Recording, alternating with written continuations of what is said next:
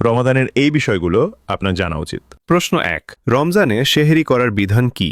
এ ফরজ, বি সুন্নত, সি ওয়াজিব।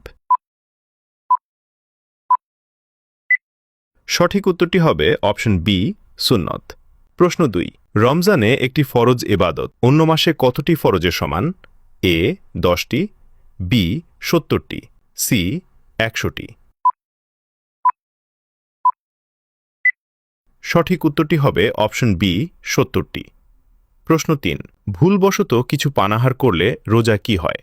এ রোজা ভেঙে যায়, বি রোজা ভাঙে না, সি কাফারা দিতে হয়। সঠিক উত্তরটি হবে অপশন বি রোজা ভাঙে না। প্রশ্ন 4, কোন রোজা রাখলে 2 বছরের গুনাহ মাফ হয়? এ আশুরার রোজা, বি আরাফার রোজা, সি শাওয়ালের রোজা।